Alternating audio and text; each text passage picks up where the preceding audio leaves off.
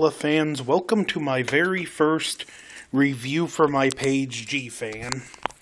And it's going to be a dual review of NECA Godzilla 2014 and NECA Godzilla 1994. Now first I'm just going to give you a decent overview of these guys before I get into the review, and I just want to apologize ahead of time for the shaky camera and not so good angles. I'm doing this with a cell phone, and if it sounds like I'm making this up off the top of my head, my review is completely unscripted. First, we're going to look at Godzilla 2014. This is a really good figure, although the paint job prohibits you from seeing the detail good. But I like it. It's really movie accurate. And two of my favorite features, the tongue isn't just, well, I know it's not carved, but we'll call carved out of the mouth. The tongue is a full, free-floating piece attached to the back in the figure. And I even love how they got his gills. This figure is simply phenomenal.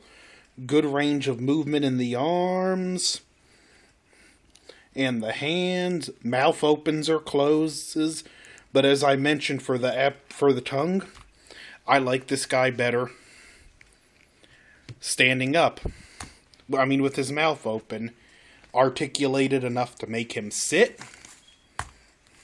Very good figure. Very well sculpted. Paint job, again, movie accurate, but it prevents some detail. Great figure. The spines are pretty solid, which is an interesting contrast compared to this guy, as you'll see in a minute. And he has a really long tail. Now, before I move focus to 1994, if you look, just part of his tail is almost as long as all of 1994's tail. So a good figure, very well done. If you haven't got this guy yet, I highly recommend it. NECA isn't quite as good as SH Monster Arts, but for the money, I highly recommend it. It's affordable. Look at the feet. Very fairly movie accurate. Just a well done figure altogether. Now for Godzilla 1994, which this guy is phenomenal. The paint job and the detail just pops. My only complaint are the blue tinted fingers and toes.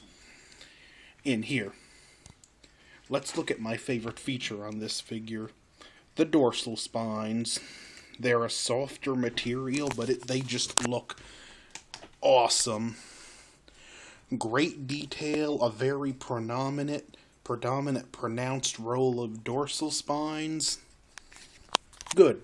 As for articulation, I feel that these arms have, well, they have better range of movement than 2014, which, by the way, because I forgot, the chest plate is my favorite feature on this figure with the detail. His mouth opens and the mouth looks great. One of the differences, it's got that carved out tongue from the bottom of the mouth. I don't know if you can see it too good. Let me show you. There you go, and I love how good they captured. It's kind of hard to see, but he has that bloodshot look in his eyes he did in Godzilla vs. Space Godzilla. One of the only real complaints is the face. It does look kind of smushed in, but still great looking figure. I can't wait to get the Burning Godzilla and the Burning Godzilla and 54. The hands, he can actually make a fist, which I like. You can do a lot of funny pictures with both of these. Just a phenomenally well-made figure, and he's got great muscle tone. He looks big and bulky. Now, for some scale. First, I'm going to scale them next to my Bandai Creations Godzilla 1954. Very good figure. I highly recommend it. Actually, my favorite one in my collection. If you look, they scale in really nicely. Next, I'm going to do a review on you shortly. Pacific Rim. Gypsy Danger. Gypsy actually towers over both of them. He's a higher scale, which stinks. I wish they made their Godzilla figures more in scale with the Pacific Rim. But to compare them, let's stand them as close to nose as possible. As you see, Godzilla 2014, his nose fits in the little chest cavity, which, since I got him, another phenomenal figure. But if you get this one, he comes with the two swords for his arms. Be very careful putting them in. I actually broke one putting it in. Compare him to 1994. He don't want to stand up. The chest cavity comes up to this one's forehead. So, 94, a little bigger.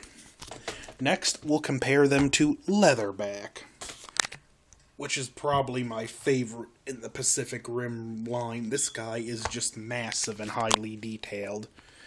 As you see, his bulk is much greater than Godzilla's, or Godzilla 2014. As a matter of fact, I don't know if I can get it to be done, but yeah, look, he can rest his chin on Godzilla's forehead.